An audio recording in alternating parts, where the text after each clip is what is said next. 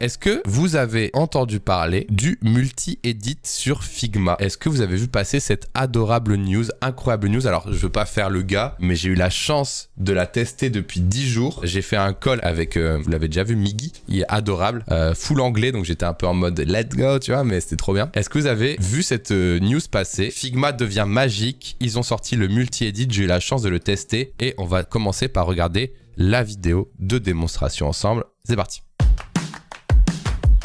I see you too late. Nothing in my brain. That the people say. That the people say. I come out too many days. Come too many days.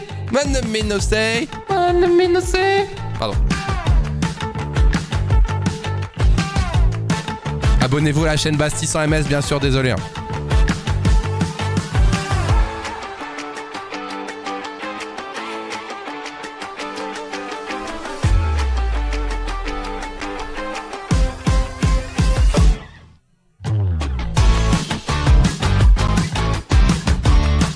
Alors, est-ce que vous avez compris de quoi il s'agissait? On va décrypter ça ensemble. Le multi-edit. Alors, qu'est-ce que ça raconte? Déjà, multi-edit, pourquoi? Regardez, là, l'idée, c'est d'avoir plusieurs artboards ou plusieurs objets contigus. C'est une update qui est discrète, c'est-à-dire que ça se voit pas forcément beaucoup sur l'interface, mais qui fait que le logiciel prend des longueurs d'avance sur tout autre logiciel d'édition graphique. Je vais essayer de vous le retranscrire, mais il faut vraiment le tester. Et pour le tester, bien sûr, pour l'exclamation Figma, vous cliquez sur mon lien Figma Bastille 8 et vous vous inscrivez gratuitement, c'est gratuit à vie. Et moi, ça soutient la chaîne si vous passez par mon lien, donc n'hésitez pas à tester ça, même si vous voulez juste faire un petit logo, une petite carte de visite, c'est incroyable. Donc, qu'est-ce qui se passe? Vous avez plusieurs fois le même objet sur plusieurs plans de travail, d'accord? Vous en sélectionnez un et ça va sélectionner tous les similaires objects, d'accord? Et en fait, ça va être trop agréable. Et là, vous allez en un clic pouvoir centrer tous ces objets similaires. Il y a une genre d'intelligence qui reconnaît les layers avec le même nom, avec la même taille ou qui proviennent d'un copier-coller et il va les interpoler automatiquement. Au lieu d'aller faire sur tous les hardboards copier-coller, copier-coller, copier-coller, copier-coller ou centrer, centrer, centrer, centrer, ça se fait en un clic. Et pareil pour le scale. Auparavant, quand vous faisiez un scale, tous les autres scales se décentraient parce que du coup, ils étaient relatifs au premier. Mais là, ça va le faire automatiquement. Et donc là, dans un composant, qu'est-ce qui se passe? Quand vous aviez une animation sur un composant avec des variantes et que vous vouliez rajouter par exemple une icône. Est-ce que vous aviez déjà remarqué, même moi en live, quand je rajoute un truc dans mes composants, je fais pomme C, pomme V, pomme V, pomme V, pomme V pour le remettre partout. Et ben là, si vous l'ajoutez à un endroit,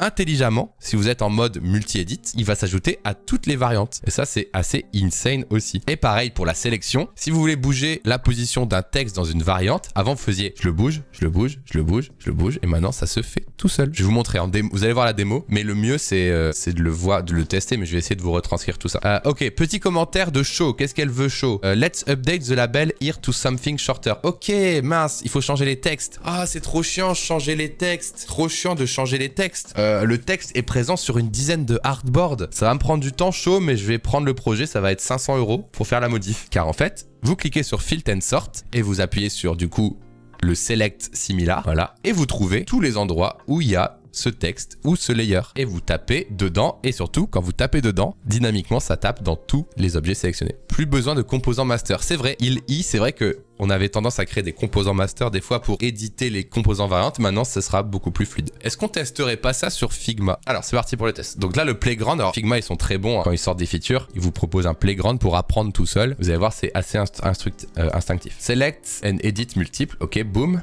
Introduction. Alors déjà, on l'a vu. Ça permet de sélectionner et ajouter des objets indépendamment des frames sans qu'ils soient des accès. Ça permet d'éditer indépendamment des textes qui sont matching et ça permet d'éditer des variantes d'un même composant sans devoir faire CTRL-C, CTRL-V, CTRL-V, CTRL-V à chaque fois. Donc ça, on l'a vu dans la vidéo. Il y a la vidéo qui est juste ici. Comment utiliser le multi-edit? Quand vous prenez des objets, vous allez voir un nouveau bouton apparaître. Donc sélectionnez des matching objets across frame et canva, update text et when prototyping. Ok, on continue. Les basiques. C'est ce petit picto qui va apparaître. To multi-edit object à travers différentes frames, utilisez le shortcut option pomme A. Select one or more object from the frame below, then press. Ok, donc je prends un des objets ici et je fais le raccourci option pomme A. Et comme vous le constatez, il m'a sélectionné tous les triangles. Je prends un triangle et je peux aussi du coup utiliser le bouton ici qui s'appelle Select Matching Layer. Voilà, option pomme A. Donc si je prends le rond, multi-select, il me trouve tous les ronds dans les frames qui sont autour. Donc quand je dis les ronds, c'est aussi bien par le nom, par la taille et par le rendu. Donc si vous voulez le faire au clavier, c'est option pomme A. Et à partir de là, je peux éditer comme ça. Ce qui est intéressant, c'est que normalement, si je fais ça, ils vont se décaler par rapport à la frame, mais là non. Voilà. Et donc, je peux multi-edit très très rapidement cette shape. Je peux également, option pomme A, donc je le fais ici au clavier, j'apprends aussi en même temps que vous, venir changer la couleur. Voilà. Alors, essayez comment identifier les objets identiques. Alors, grâce à la touche Shift, donc si je prends cet objet-là, j'appuie sur ma touche Shift sur mon clavier. Regardez, j'appuie sur Shift et regardez, il y a un petit trait bleu qui vient apparaître sur tous les matching layers. Donc ça, c'est juste pour identifier les matching layers. J'appuie sur Shift et ils se mettent en surbrillance. Vous voyez, donc ça permet de pré-shot le truc pour être sûr qu'avant de faire votre multisélection, il va bien les trouver. Après, vous faites votre multisélection. Maintenez la touche Shift encore appuyée et ensuite, clic ou click et drag across the button for frame. Ok, ok.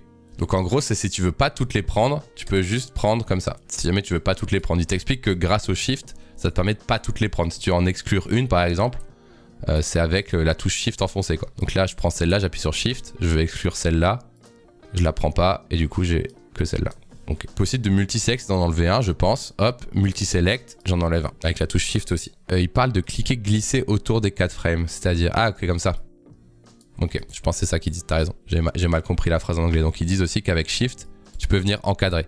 Donc tu dis, je vais prendre ces deux-là. C'est possible aussi. J'appuie sur Shift, je me dis, bah moi je veux que celle-là. Aligner les objets à cross-frame. Donc ça, c'est hyper puissant. J'ai eu la démo avec Figma il y a 10 jours. Ça va être très intéressant. Si vous prenez par exemple les deux objets et vous appuyez du coup sur Multiselect, ils vont sélectionner tous les matching layers de ce duo. Et ensuite, vous pouvez décider de les aligner à travers la frame. Ça, c'est assez fou. Regardez, hop. Et là, tout le monde va se mettre au centre. Vous avez vu? J'annule. Prends ces deux-là. Matching layers. Tout le monde au centre. Mais par rapport à leur frame. Ça, c'est assez fou. Donc, tac. Tac.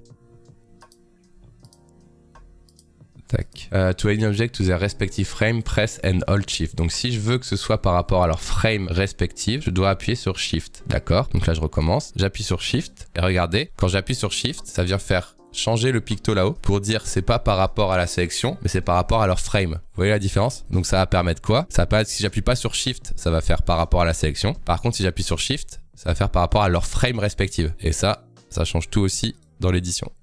Voilà. Voilà. Et voilà. Et ça, c'est grâce à la touche Shift enfoncée. On vient modifier les alignements là-haut. Ok? Magique. Ok. On continue. Les transformations. Select une des shapes et faire le multi-select. Ça, c'est bon. Rotate, scale and move. Donc ça, ce qui est intéressant aussi, c'est que c'est relatif parce que déjà, on a des scales différentes et des rotations différentes. Mais malgré tout, on peut relativement changer le XY. On peut relativement changer la scale, donc tout est relatif, mais ça reste malgré tout centré, vous voyez. Alors qu'avant, ça faisait pas ça. Hein. Quand vous resizez, ça décalait tout comme ça. Et vous pouvez aussi rajouter de la rotation de façon directement, on va dire, relative. Alors qu'avant, quand vous faisiez ça, je vais essayer de le caricaturer, mais ça faisait ça, quoi. Quand vous faisiez ça, ça faisait, je peux pas le simuler, mais ça faisait tourner le groupe de 3 ensemble, quoi. With the object still selected, make changes to the design. Ok, donc en gros, pareil, hein. Je crois qu'ils nous disent qu'on peut faire ici, par exemple, la width, on peut mettre un plus 20 et de façon relative, ils reçoivent tous plus 20. Ou on peut faire de façon relative une rotation de 90 degrés à tous. Et voilà, donc ça c'est assez fou.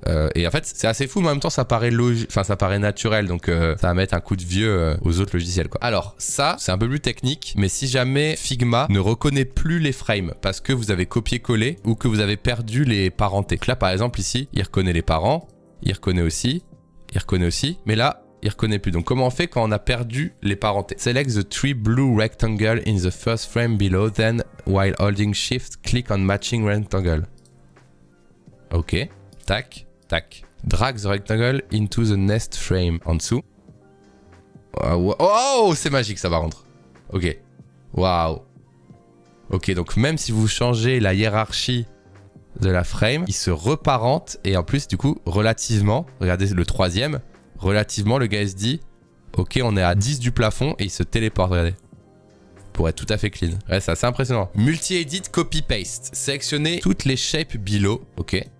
Et j'appuie sur Shift, je maintiens Shift et je fais pomme C. Je vais faire pomme C avec Shift, ok. Et ensuite, select the frame below while holding Shift et press pomme V. Ok. Ça, c'est pas mal aussi parce que je me rends pas compte ce qui serait passé auparavant, mais elles se seraient toutes collées dans la première frame en fait. Donc en gros, il y a du multi-copier-coller quoi. C'est-à-dire qu'il reconnaît relativement les 3 frames. Ok. Superbe. Ok. Continuez à m'impressionner s'il vous plaît. Alors ça c'était surtout la manipulation, c'était la feature 1, la manipulation à travers les frames et tout. On a vu beaucoup de cas de figure, mais là on va voir du coup le multi-edit. Donc là pareil, je vais aller plus vite sur les explications parce que là ça va être plus naturel maintenant que j'ai commencé. Je devine, je prends ça, je fais matching layers et je dis Bastille UI. Et magiquement, il me met Bastille dans toutes mes sélections. Et bien sûr, bon, on va pas refaire les trucs d'avant, mais tous les autres trucs marchent. Mais multi-edit and auto-layout. Waouh, c'est intéressant ça, je l'avais pas vu ce cas de figure encore. Donc sélectionnez une des shapes et faites du coup le multi-select. Très bien, j'ai toutes les rouges. Ah si, ok. On peut réorganiser, bien sûr, dans l'auto-layout, quelle que soit la gueule de l'auto-layout. Ça, du coup, Miggy me l'avait montré dans une fiche produit, enfin dans une page produit où tu avais les résultats mobiles et web. En fait, tu pourrais réagencer la carte très facilement. Je prends tous les comme ça, je les mets en premier, quoi. Trop bien, trop bien. Multi-edit variante. Ok, vous avez fait une animation d'un bouton et vous dites « Ah merde, j'ai oublié l'icône. Comment on va faire ?» Alors ça va être un autre raccourci clavier qu'il va falloir apprendre, c'est la touche Q. Donc, Select a variant in a component set. Ok, très bien. Et appuyez sur la touche Q. Et quand j'appuie sur la touche Q, je passe dans un mode différent. Je passe en multi-edit, d'accord? Mais multi-edit de composants. Et hop, on voit que je suis toujours en multi-edit, il faut que je le quitte en refaisant Q. Donc ça, c'est un mode. Donc là, multi-edit. Et à partir du moment où je suis en multi-edit, tout ce que je vais faire dans un composant, ça va s'appliquer aux autres, ok? Dans ce mode, les variantes qui sont nested can be resized simultaneously. In multi-edit variant mode, you can paste a new element. Ok. Go to the asset panel on the left by Alt 2 and search for a drag. Ok. Donc là, il veut que j'insère du coup une icône. Donc je fais hop. Je vais dans mon asset panel, voilà, et hop, regardez, comme je suis en mode Q, boum, ça s'ajoute à toutes les variantes. Et j'imagine que là, je suis toujours en mode Q, si je fais ça, c'est bon, si je fais ça, c'est bon, etc., etc. Le mode Q, hop, je le quitte, et maintenant, je suis plus en mode Q, voilà. Q, pas Q. Ok, multi-edit create component. Ah, ça je connais pas. Select the object in the frame below and press multi-select. Ok, now press create component. Ok, donc là, si je fais ça, ah, je viens de comprendre. Ok, imaginez, vous avez fait votre maquette avec cet objet plein de fois, mais vous avez oublié d'en faire un composant. Merde, cet objet, ça devrait être un composant pour éviter de devoir le modifier ici, ici, ici, ici. Donc vous commencez par un multi-select pour tous les retrouver, d'accord? Et quand vous cliquez sur créer un composant, intelligemment, boum, ils apparaissent tous. Par contre, ils perdent leur couleur de variante. C'est dommage, mais ok. C'est vrai qu'ils auraient pu garder la couleur. Alors, les use cases. Ah, là, on se retrouve dans des trucs. Alors, quand tu es dans un mockup comme ça, qu'est-ce qui peut t'arriver avec le multi-edit? Donc là, ils me testent. Là, ils me testent pour voir si j'ai bien compris. Multi-edit the header and make the logo bigger, bien sûr. Voilà, bravo à moi. Ensuite, increase the height of the header or footer navigation. Press enter to select the child object and align vertically while holding the shift key. Ok, je prends mon header, multi-select, j'agrandis. Ok, j'appuie sur entrée pour prendre les instances en dessous.